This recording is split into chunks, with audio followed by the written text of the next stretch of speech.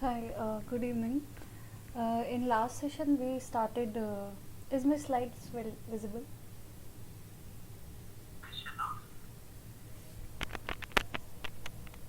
Yes, ma'am, they are visible. Welding, and we were at liquid state welding, fusion welding, and we did arc welding. So one more kind of welding is there, that is resistance welding. This is also a part of your liquid state welding. So in resistance welding, the heat will whatever the heat which will be required for welding is produced by the electrical resistance. The heat will be produced by electrical resistance. So what will happen? Suppose these are two your workpiece or metal sheet that you wanted to weld together, and there are two opposite charge of electrodes. Two electrode, one will be positive, one will be negative. Then you connected this with the power source.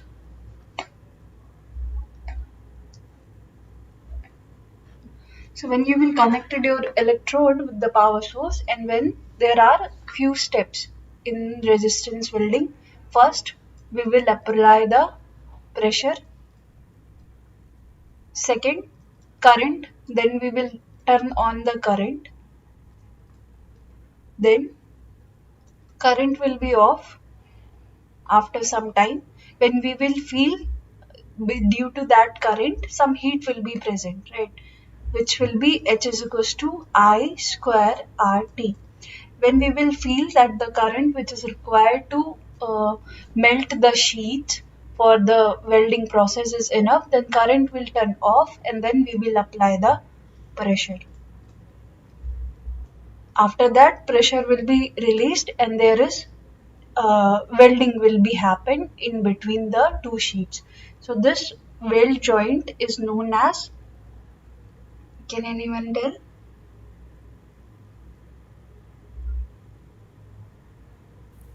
Lap joint. Okay, this is lap joint, correct? So this is called as weld nugget. This uh, in resistance welding, what we are doing, we are welding at a we are melting both the metals, and then we are applying some pressure, and due to that pressure it will get weld and the weld nugget will form. This is called as weld nugget. So in your exam from resistance welding, they ask one numerical type of question, and from same as like in arc welding, they will ask one numerical question, and from resistance welding also they will ask one numerical question. So what is the theme of that numerical question that I'm going to tell you? Try to understand that. See, from here, what they will do, they will give you current, they will give you the resistance between two plates. Okay, there will be some resistance between two plates. Okay, which will stop current to flowing, which will give the resistance to current to flow between the whole circuit, right? So they will give you the current, they will give you the resistance, and they will give you the time. So with that, you can calculate how much heat is going to be generated. Okay, then they will give you the latent heat. Latent heat what? Latent heat, we can say like it is a heat which is required to change the phase. Okay, then they will give you the latent heat of this material, both the materials, and then they will give you the volume of this nugget. Okay, and then they will ask you anything about the nugget, like volume, like thickness, anything they can ask. Suppose they will give you the diameter. Mostly this welded nugget, we assume that it is a cylindrical shape. Okay, it is a cylindrical shape. So what will happen? Suppose they will give you one dimension of it. Suppose they will give you the diameter and they will ask you the volume of this nugget, or they can ask you the thickness of this nugget. So this kind of question can be formed, or they can go to reverse. Suppose they will give you the volume of this nugget, they will give you the latent heat, and then they will ask you,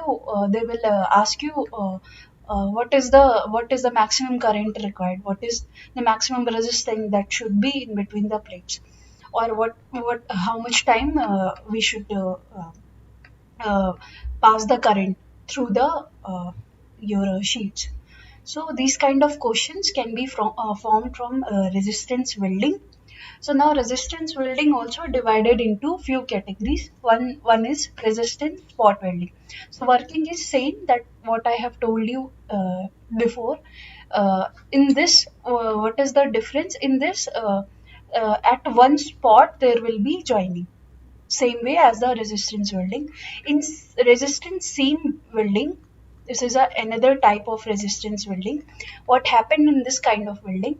Our electrode, this was electrode before in the spot welding. This will be converted as a roller. Now you will be having a roller electrodes. So your electrodes can be roll also, and they will produce a spot welds. So this process is kind of joining a sheet throughout the length. So what is happening in seam welding? The electrode that was being used in spot welding are now changed as a roller. So it will be rotate also in opposite direction, and while rotating, it will continuously welding the sheets. Then one more type is present in the resistance welding, that is resistance projection welding. Resistance, very 1 mark kind of questions can be asked from the theory of welding. And 2 marks question will be of numerical in the welding always. So, what is happening in resistance projection welding? What will they do? Firstly, suppose you want to join to these two sheets. So, what will happen here? In one sheet, we will make some kind of projection. Uh, by which process we can make projections? Can anyone tell this kind of projection? Uh, any forming process that you can recall? Okay, so with the help of yeah, okay, with the punching, same kind of like with the help of embossing, we can make projections on our sheet, right? The way we make projection on the coins, that kind of projection we can make on with the help of embossing. So with the help of embossing process, we will make projection on one sheet. It can be one or more projection. It is also called as dimples. We will make dimples. Then it can be anything. It can be round. It can be oval. Any kind of design it can have. So what will happen here? It will possess a very small contact areas. So due to that small contact area, high localized temperature will be uh, high localized temperatures will be generated at these projection.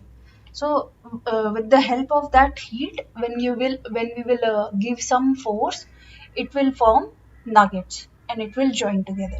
So this is the same process, the same principle of resistance welding.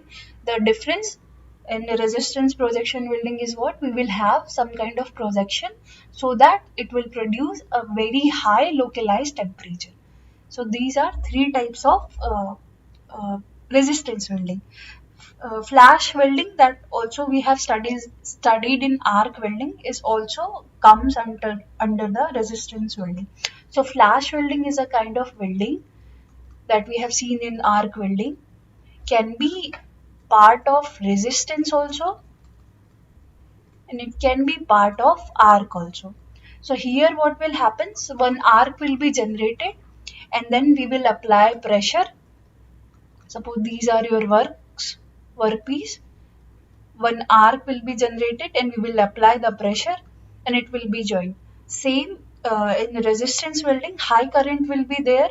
So one electric resistance will be generated when then between the sheets, and then we will apply the pressure, and then welding will happen. So flash welding can comes under both resistance welding and arc welding, that you should remember.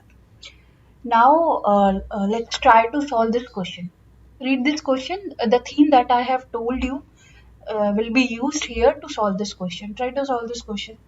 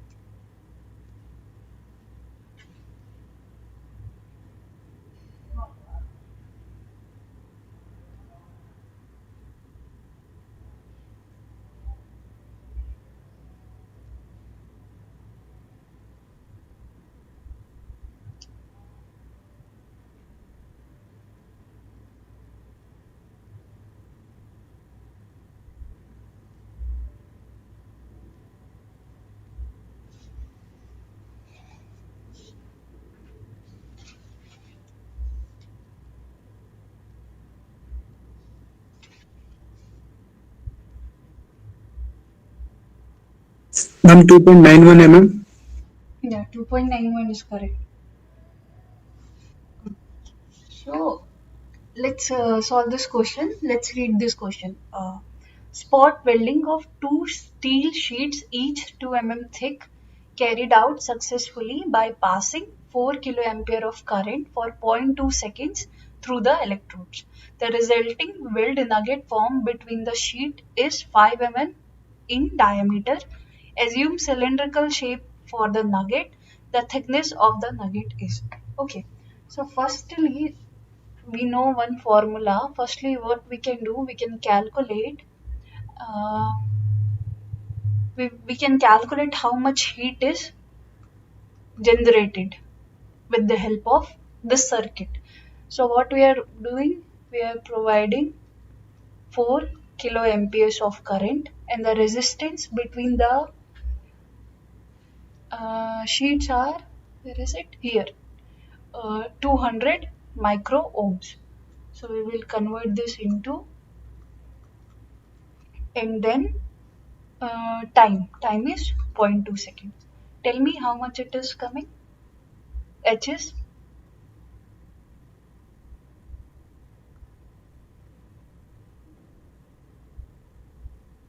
what is H? 640. 640 Yeah. joules. Okay.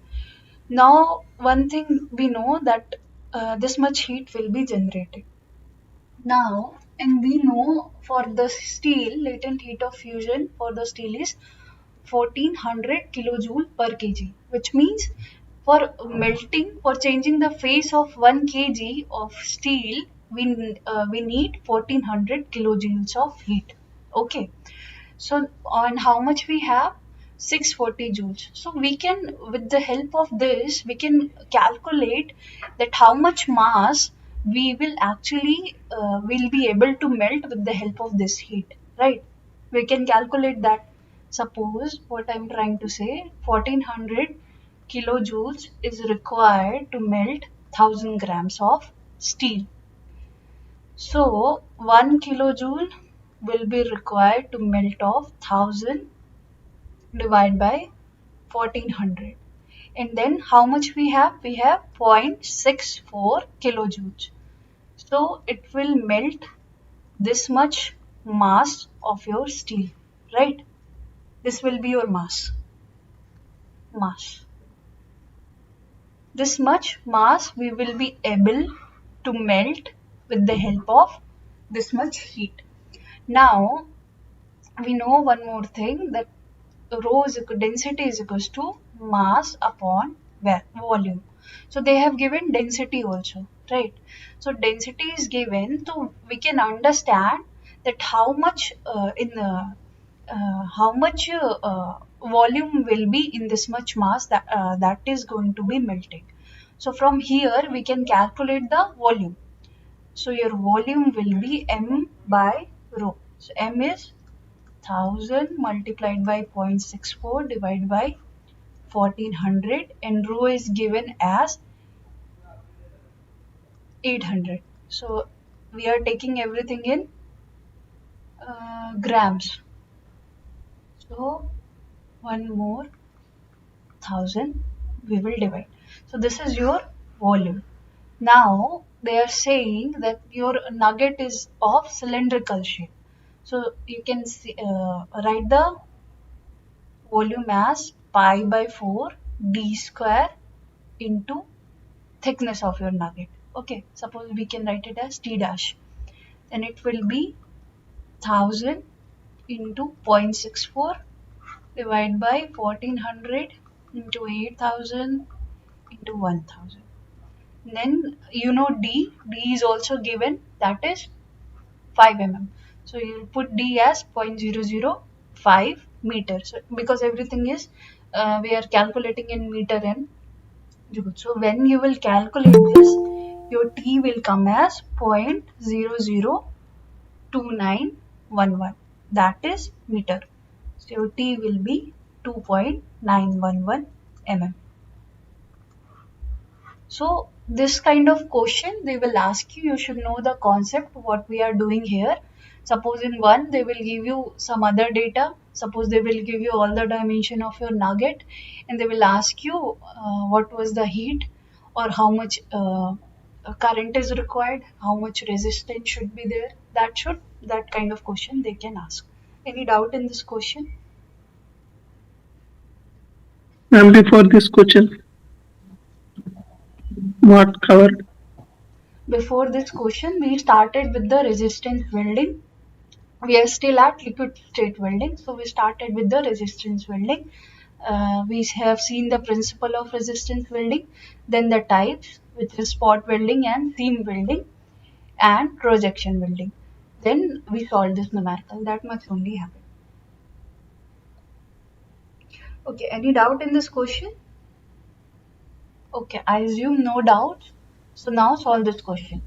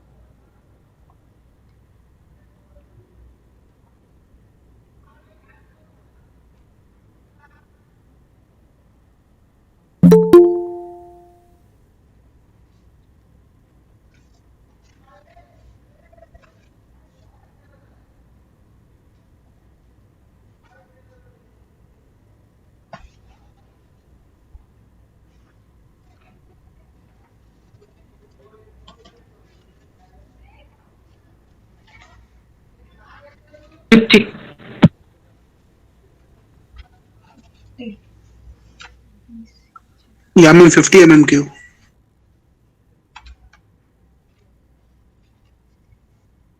Okay, everyone else is also getting 50.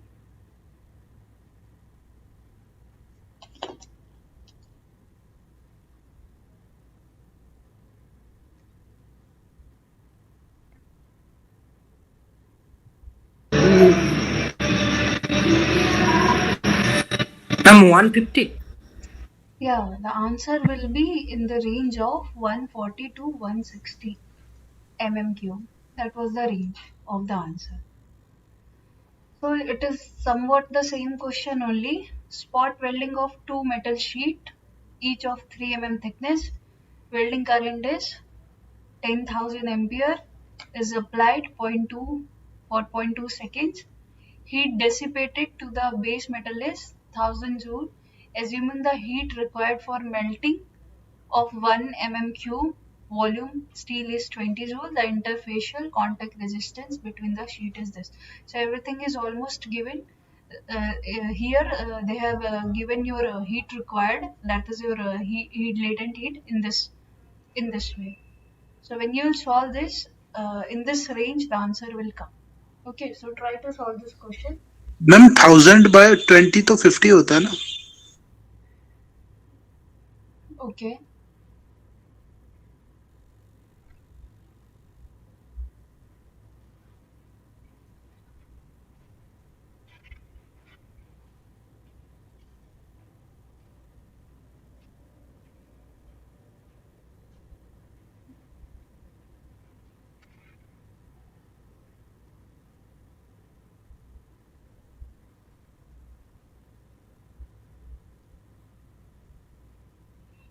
Okay, you try to solve this question. See, when you will calculate what is heat generated and what is heat dissipated. Dissipated means, can you understand? This heat is not like Okay, you are okay, not I'm using this heat for welding, right? First, you calculate what is your heat generated, and yeah. this heat is Oh, dissipated. So you will minus this heat from the generated one. Then whatever the one is required, from that you will get the answer. Okay. yeah, ma'am, got it. 150 आ गया. Okay. Okay, now let's start the gas welding. So we are done with the arc welding and resistance welding. Now gas welding. So gas welding is also called as oxy-fuel gas welding. So any welding process that uses a fuel of gas, that is called as gas welding. So your fuel is actually combined with the oxygen to produce a flame. So that flame will be the source of heat to require to melt the metals at the joint. So that common gas that we are using in this process is acetylene. So this process is used in sheet metal fabrication, automotive bodies, and the heat which is generated it is the result of the combustion of acetylene gas in the mixture with the oxygen. So what is happening here? Can you tell me the formula for acetylene? C2H2. Okay, C2H2. What we are doing? We are doing the combustion of this gas C2H2. So two in a pair, two chemical reaction will happen. So first reaction we call as primary combustion of acetylene. So what will happen in the presence of oxygen? Combustion will happen. In Carbon. carbon monoxide will form with the hydrogen and heat. So this is your primary combustion process. This will occur in the inner core. I will show you what is inner core of the flame, and uh, this will have around the one third heat of total generated heat. Total generated heat. Then the second combustion process. Now whatever the formed substance in the first process, that process will take part in the combustion again. Now this carbon monoxide and hydrogen will again form some heat. So this will be your secondary combustion process. So this process will generate 2/3 heat of total heat generation.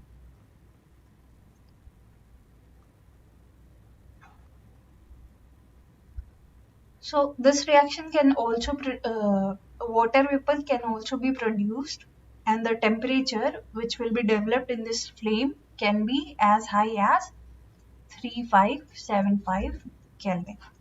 So now this is the principle of your gas welding. What we are doing, we are doing combustion of acetylene in presence of oxygen. Then there are three type of welding flame. This is your inner core, this is your outer. This is your inner core where 1/3 of heat will be generated. There will be outer core. Okay. So what is happening here? Your different type of welding flames is actually depends upon the proportion of acetylene and oxygen in the gas mixture. Suppose the ratio of acetylene and oxygen is 1:1. That is when there is no excess oxygen, the flame is called as neutral or balanced flame. When there is a greater amount of oxygen supply, when there is a greater amount of oxygen supply, then it is called as oxidizing flame. So oxidizing flame is used to weld the only welding of copper and copper alloys. Because what will happen in oxidizing flame, if we'll use in other metals, it will form a thin protective layer of slag over the molten metal. So suppose if the oxygen is insufficient for the full combustion process, then the flame will be known as reducing or carburizing flame. In this, what will happen? Some amount of acetylene will be remain. Uh, Full combustion will not be able to process. There will be insufficient combustion of acetylene. So that is why one feather kind of thing will form in between inner core and outer envelope, and this is called as acetylene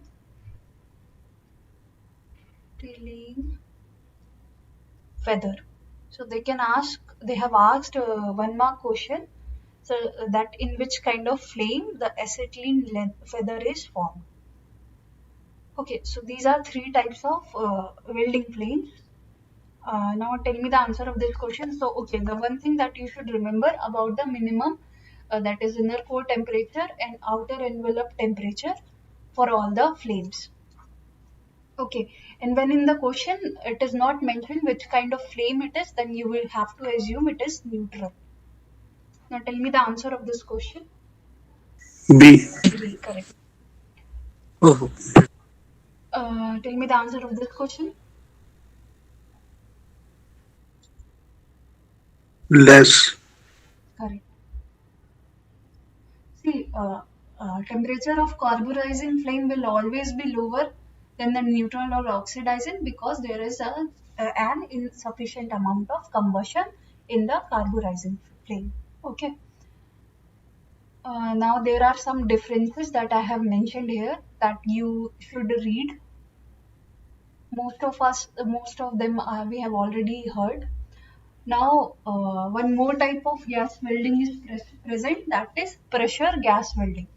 So what is the principle of pressure gas welding? In this method, the two components to be welded are heated at their interfaces. They are heated at their interfaces with the help of a torch. So that torch is will be having actually an oxyacetylene gas mixture. What is oxyacetylene? Acetylene plus oxygen. And when the interface will start melting, it will begin to melt, the torch will be withdrawn. Then what we will do, we will apply the pressure. With the help of the pressure, the interface will be joined and welding will be happen. So this is the principle of the pressure gas welding. Next, one type of welding is there, that is high energy beam welding. So what is happening in high energy beam welding? Here we with the help of a high energy welding will be done. So uh, basically the principle will be same for both laser beam and electron beam welding, but applications of high energy beam welding is very important from the exam point of view.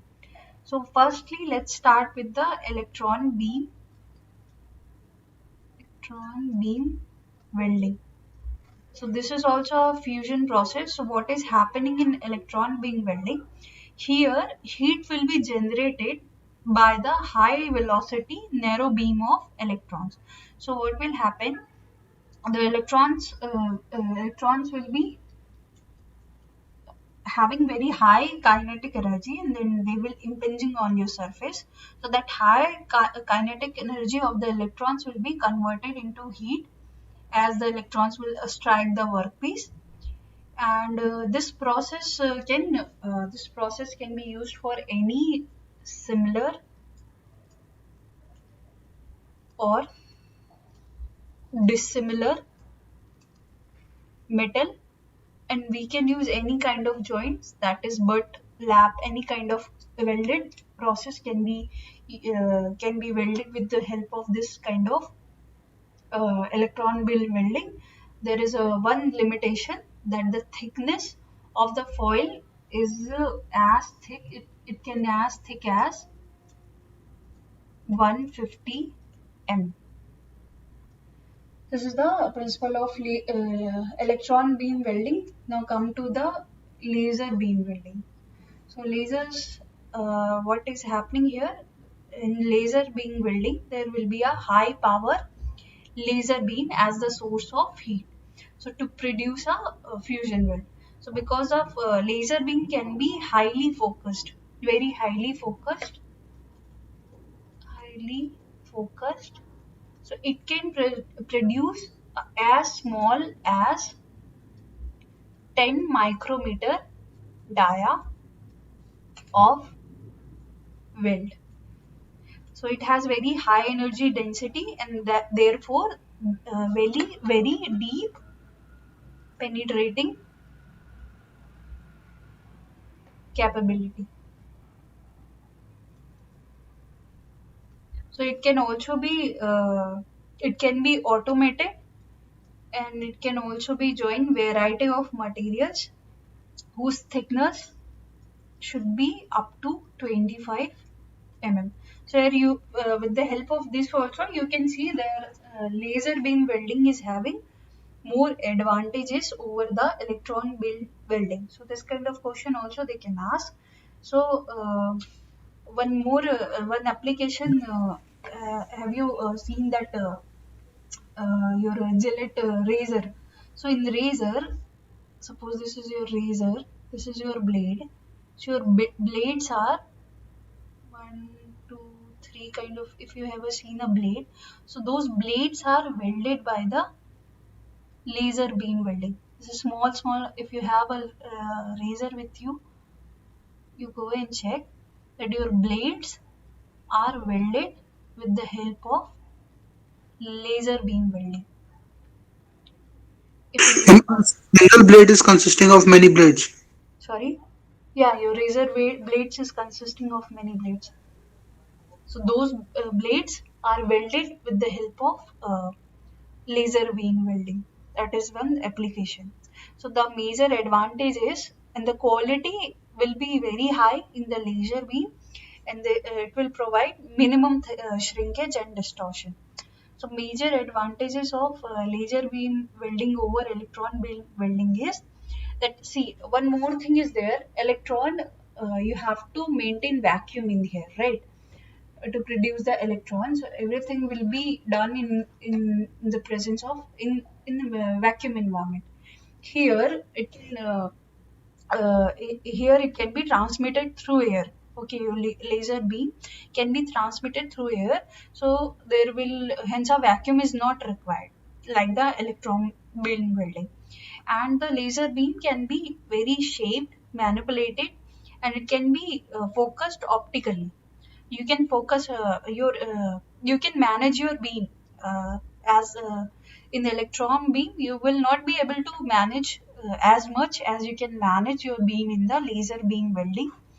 And one more thing, then when you are using electrons, when your electron is impinging on some surface, so some other electrons and X-rays will come out also from this.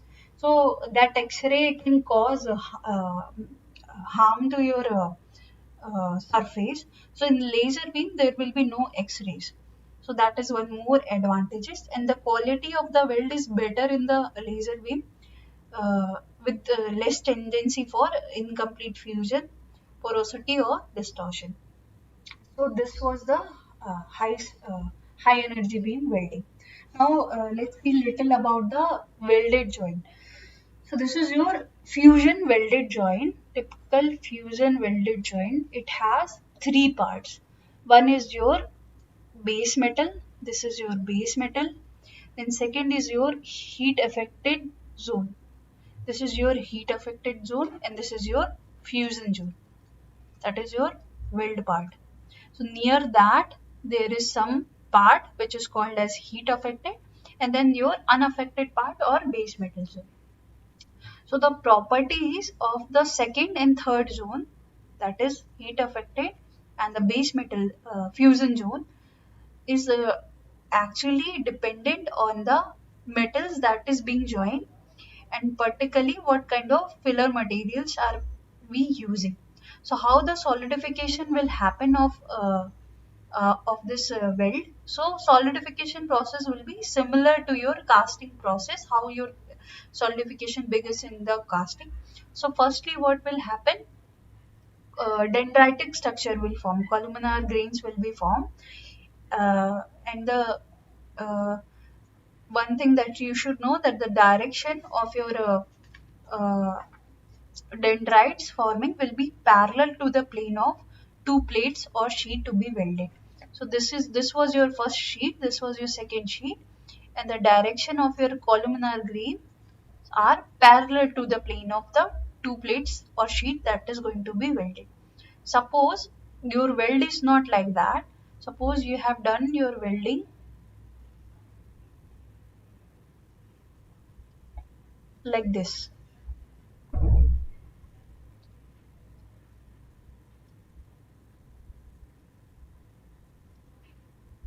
Like this if you are welding, like this if you are moving, and if you are welding, so now it will again parallel to the plane of the two plates or sheet that is being welded. So now your grains will be elongated in this manner. So the structure in your fusion zone will be columnar grains. Then after that, in heat affected zone, your grain structure will be divided into two parts. One is coarse grain, and second is finer grain. So see here, this area, which is near to the base material will be unaffected. Okay, so area which is near to the base material will solidify faster, and there will be less time to for the growth. So finer grains will be formed in the area of heat affected zone which is near to the base material, and this area which is near to the fusion zone will have more grain growth. So the coarser grains will be formed in the area of heat affected zone which is near to the fusion zone. Okay. Any doubt in this? Okay. So now solve this question. Tell me the answer.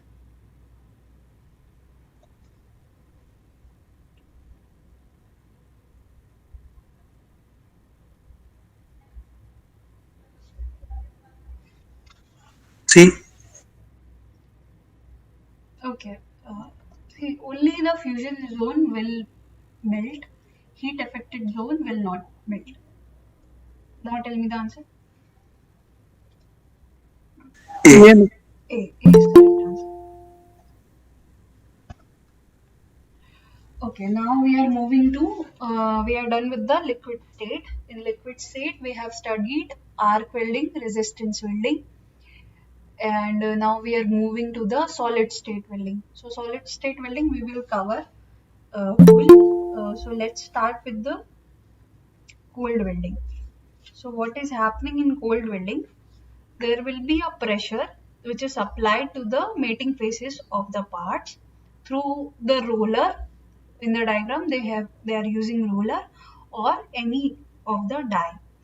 So the interface will be resulting a plastic deformation. So one thing you have to remember, that in liquid zone what was happening, there was, we were melting both the metals, and due to that fusion was happening at the liquid state. Fusion was the responsible for characteristic for the welding. Here plastic deformation is responsible for the welding in the solid state welding processes. So first is the cold welding. So what we do, first we prepare the interfaces. What we do, we clean the surface with the help of brushing, wire brush or power brush, and then we applied the pressure to create a metallurgical bond. What will happen here? Plastic deformation will be formed. So atoms from this material will start going, because dislocation will form. Okay, so there will be some area, due to dislocation, some area will be empty here, some will be empty here, or some atoms will start moving to others, and here some atoms will come to the, if any, hole will form. So that is how one metallurgical bond will be formed due to the plastic deformation in the cold welding. One example of cold welding is roll bonding. Roll bonding. In roll bonding, what will happen? There will be two base metals, and they one with the help of roller. This is your roll bonding. With the help of roller, we will apply pressure on it, and with the help of due to plastic deformation, there will bonding will happen. So this is your cold bound welding. Under the cold welding, ultrasonic welding comes. So what is happening in ultrasonic welding? So ultrasonic waves, we know. Ultrasonic. What is ultrasonic waves? 20 kilohertz frequency or above that, sound waves are called as ultrasonic waves. So what is happening here, in ultrasonic welding, there will be two surfaces which will be subjected to a pressure or force with the help of the piston. It is subjected with the help of to some force, and there will be one horn. Okay, so this horn will be vibrating. Suppose this is your vibrating direction. This horn will be vibrating at the ultrasonic frequency, that is, suppose 20 kilohertz. This horn will be vibrating. So with that, it will give some, and it will continuously move to the mating surface. So what will happen?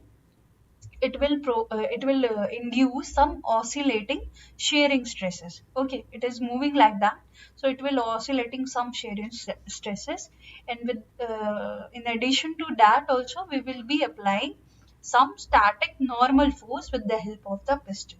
So due to that, if you ever have seen ultrasonic cutting, the principle is somewhat similar. So due to that, plastic deformation will take place at the interface. Oxide films and contaminants, everything will be worn out, and one strong solid state bond will form. Solid state bond will form. So in this also, your bond will be having the dimension of your horn. So that much amount will be only welded with the help of that. There will be no melting and no fusion, because it is a solid state welding. So So therefore, no hydrostructural change. yes, okay. Ma'am, why we go for very high frequencies? See, to induce the plastic deformation. If you ever seen ultrasonic cutting? So what will have, plastic deformation will increase, and it will increase up to failure. So that's how cutting will be done. So here what we are doing, we are we are doing the plastic deformation.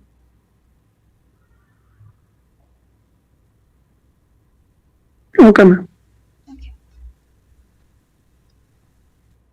Then one more type of welding in this is explosion welding. So what will happen in explosion welding? Uh, Here also, one thing we have seen in the solid state welding, that we are applying excessive amount of pressure. So here that necessary contact pressure will be applied by a detonating layer of explosive. So a layer of explosive materials will be placed. Suppose this is your first sheet, this is your second sheet that you want to build. So what will do, the first sheet, which will be called as flyer plate. On that, there will be one buffer plate. Buffer plate is used so that explosive can be placed on your sheet. In buffer plate, on the buffer plate, there will be explosive material. So what will happen? Uh, the kinetic explosion will happen, and whatever the kinetic energy that the explosion due to explosion will be generated, that will be transferred to your flyer plate, and that flyer plate will be with that much amount of kinetic energy will be striking to the mating surface or your base plate with that kinetic energy, and this impact will mechanically interlock the two mating surface. So this is the principle of your explosion welding. So this is also solid state welding. So plastic deformation will happen, and because of that, welding will be done. So here are few what we can say parameters. First, that is the height of your standoff distance of your flyer plate, how much you want. If it is very high, there are possibility of fracture or failure. So the detonation speed, this speed is typically which is generated in explosive building is 24002 to 3600 meter per second, depending upon the type of explosive, the thickness of the explosive, and its packing density. So Ma'am, like here, this buffer plate, like what's the use of this buffer plate? Like we can directly transfer the energy from explosive to the flyer plate. buffer plate is actually used to suppose you're putting your explosive material directly on your surface, so that can affect your this surface, right? So that is Okay, why so ma'am, like to we are basically using buffer plate as to like connect, yeah, to connect your intermediate. explosive with the flyer plate, Okay. we use a buffer plate. So ma'am, like that buffer plate is made up of metal only or like some other material? It should not made of a metal, because there will be the chances of see what is happening here. Only those kind of sheets will be added with the help of solid state joining, which can be having high diffusion. Okay, what is happening here? Diffusion. Suppose the diffusion between these two sheets are not so good, so you will not be able to join it with the help of solid state joining. So buffer plate we will choose so that the diffusion between your flyer plate and buffer plate is uh, zero almost, so that your buffer plate should not be joined with the flyer plate. So that kind of material we can choose. It depends upon the material of your base plate or flyer plate. Okay, ma'am. Understood. Yes, thank you, ma'am. Okay. Okay, now move to diffusion welding. So I think this is the last process for your solid state. So what is happening in diffusion welding? This is also called as diffusion bonding. So what is happening? sorry.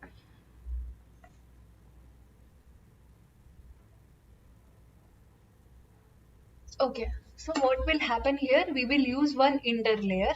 Interlayer is why we are using interlayer, just the way I've said, to infuse the diffusion between the base metal 1 and base metal 2. Then we will apply some pressure. That pressure will induce the plastic deformation. Due to plastic deformation, diffusion will be happening between the base metal interlayer and the base metal. Suppose if you don't want to use interlayer, without interlayer also diffusion welding can happen. And then with the help of plastic deformation, welding will be happening between the two metals. This is somewhat similar. So the difference of diffusion bonding with the other bonding is that this process requires temperature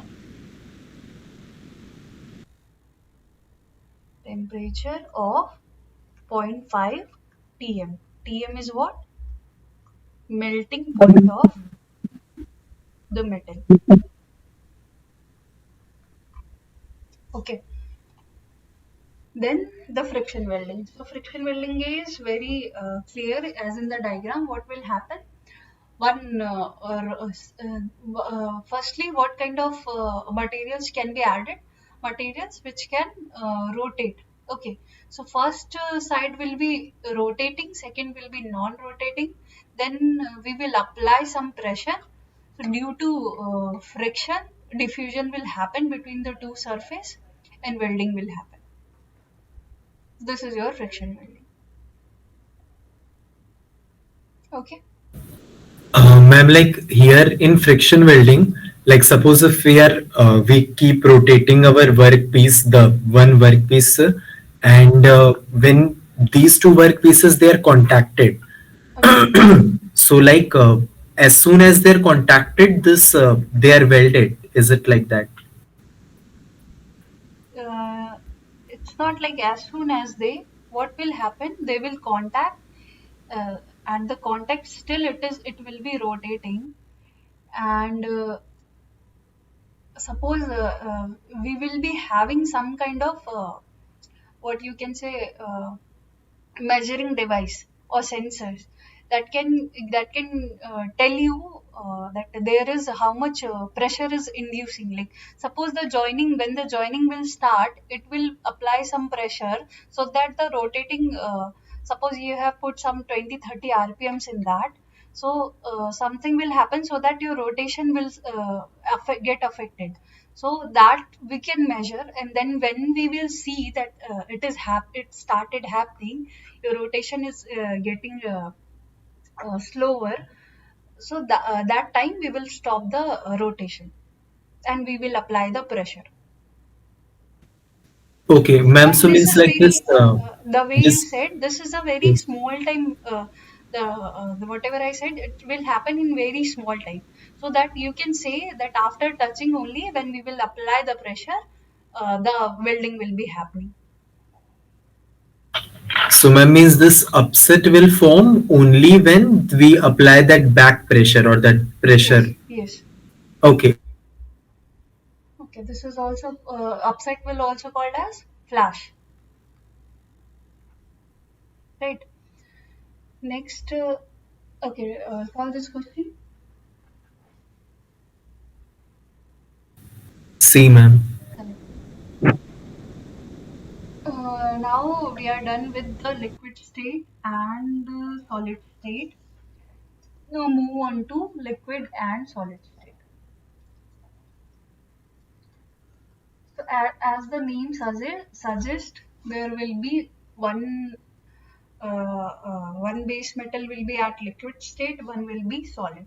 So what will happen here in these two joining processes that involve lower temperature than those required for welding. So here what will happen in the brazing and soldering, the required temperature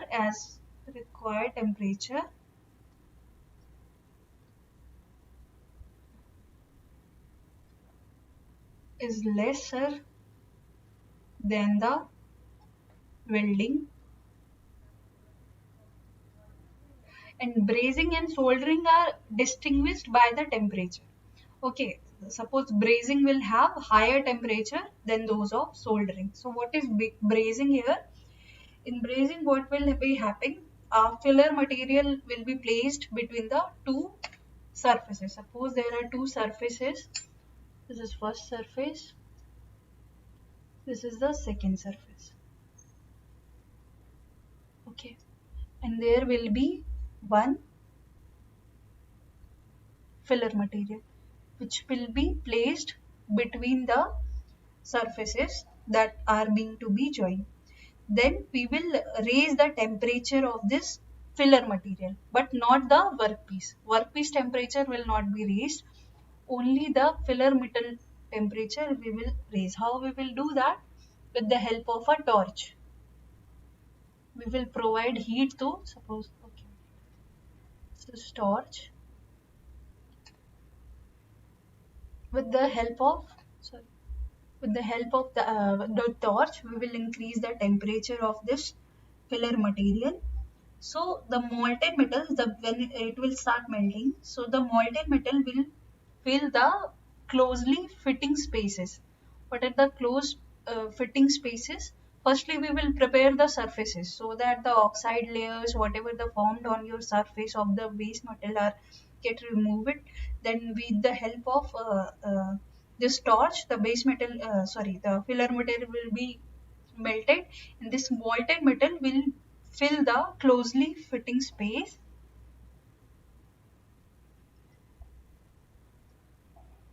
by capillary action. So that is important. This could be your 1 mark question. So this will be filled by capillary action, and then cooling and solidification of the filler material will be happening, and a strong joint will be developed. That is your brazing or braze welding. So when this will be happen, your joint will be produced like that. This is your braze filler material. So one thing that you should know, that the this clearance between the both the meeting surface is very important parameter. This will affect the strength of your braced joint. Okay, the smaller the gap, the higher is the shear strength of the joint. So this follows this graph. On the x-axis there will be your joint clearance. On the y-axis your joint strength. So it will, for tensile strength, it will follow this graph. So that tells you, firstly, if you'll increase the gap between the meeting surface, this will increase the tensile strength. But after that, after some range, it will start decreasing the strength of your welded joint. And for shear strength, it follows this graph. So one more thing, there are several filler materials which are being used for brazing. So these are the metals which can be brazed, which can be often joined by the brazing. And the filler materials, suppose the aluminum is there. So for filler material, you can use aluminum and silicon made of. Magnesium is there. For magnesium, you can use filler material as magnesium and aluminum. Copper and its alloys are there, so it will be copper and phosphorus. So can anyone tell why one of the similar metal is present in your filler metal?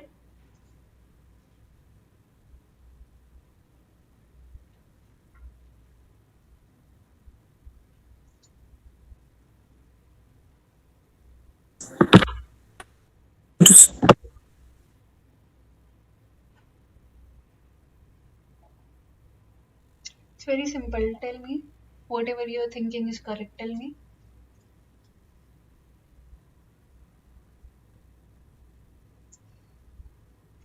Strength of the joint and the color of the joint. Okay.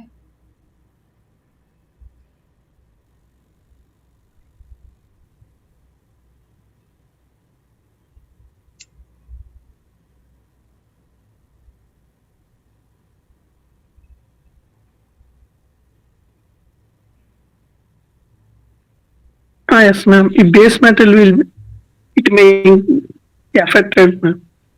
Okay. So there are actually two reasons. One is the penetration will be higher. Second is intermetallic compounds. If you heard, when we do the brazing, there are high chances of intermetallic components that could be formed. Intermetallic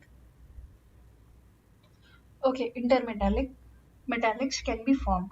So if you are using the similar metal, if your similar metal is present in your braze material also, there will be less chance of forming intermetallic compounds. So these intermetallic compounds, what are these? These are like it will be a compound of two or more metals which will have a different property from both the metals, and it will be very brittle in the nature. So what we do, we mostly avoid intermetallics during the design process. So if you use a similar kind of metal, there will be less chance of formation of intermetallics. Solve this question.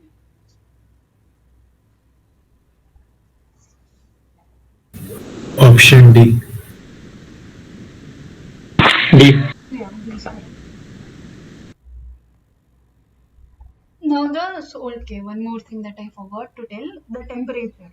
Because brazing and soldering are divided as the temperature only, and the types of brazing methods also I need to tell you. The types of brazing method, it is very simple. Just we are changing the heat source. So suppose we are using a torch, then it will be called as torch brazing. Then we are using furnace as a heat source, and it will be called as furnace brazing. Suppose you are using any induction rod, then it will be called as induction brazing. And fourth kind of is resistance brazing. In resistance brazing, the source of heat will be electrical resistance between the components which are going to be brazed, similar to the resistance welding. So these are the methods for your brazing. And in brazing, the range of uh, the filler materials, the filler materials, this you should remember, this is very important. The filler metals for brazing generally melt above 7 723 Kelvin. So now let's move on to soldering. So first thing that we will get to know about the soldering, that here the filler materials will melt filler metal will melt below 723 Kelvin. Then as the brazing, in the brazing also, brazing is being done with the capillary action. So here also it will be done with by the capillary action between the closely fitting or closely placed components. And with the help of solder, copper, gold, tin, lead, these kind of materials which are having low melting point can be soldered or can be joined. So solders are basically tin and lead alloys only in various proportions. Your solder is what? Solder solder is what? Tin, combination of tin and lead alloys. in various proportion. And these days, because lead is very toxic for the environment and it has very adverse effects, so lead free soldiers are also being developed. So people are doing their research for lead free soldiers. So those soldiers which are lead free are essential tin based soldiers, tin based soldiers. So one more kind of question can be asked, that to avoid lead in your soldering process, what will be the composition of your solder? So the composition of tin based solders is 96% of SN, and then 3 point, okay, it's not visible, 6.5% of SN, then 3.5% of AG. AG1 you can use, or you can use bismuth. So in the exam they can ask which are two metals which can be used as a solder metal in the with the tin to avoid the lead. So this is also you should know, that is Ag and Bi. And again, like brazing, the principle is somewhat similar as the brazing in soldering also. So in soldering also, there are different methods as we have seen in the brazing, that is torch, soldering, furnace, soldering. Then iron soldering. What will happen in iron soldering? They will use one iron rod. Since the required temperature is very low and melting point of iron is very high, so we can use one heating iron rod, and with the help of that also soldering can be done. So with the help of iron rod, we are this this is what they are having. They are having one iron rod, they are having their solder material, and with the help of that they are joining the metals. Then after that, soldering is there. Induction soldering is there. Then resistance soldering is there. Here two more are present in which the source is different, like one is soldering, infrared soldering, and one is ultrasonic soldering. So here what will happen? Instead of using any other heating source, they will use infrared as a heating source and then ultrasonic probe as a heating source. Now the third kind of liquid solid state bonding after brazing and soldering is adhesive bonding. So what is this? This is nothing. You will do, you'll use one liquid adhesive. There will be your first base metal, not metal, like mostly with the help of adhesive, we bond the wood. Suppose in your table you might have seen that firstly this is your first layer of your wood, second layer of your wood. So they will apply one adhesive on that and they will join these two layers. So adhesive bonding is what we will use. We will not apply any kind of pressure or any kind of heat. We will directly use one adhesive material, and with the help of that adhesive material, two layers will be stick together or joined together. So mostly this is used for make used for application in woods or carpentry, or we can say shoes also. In shoes also, if they'll ask what kind of joining is there, then adhesive joining is present in your shoes.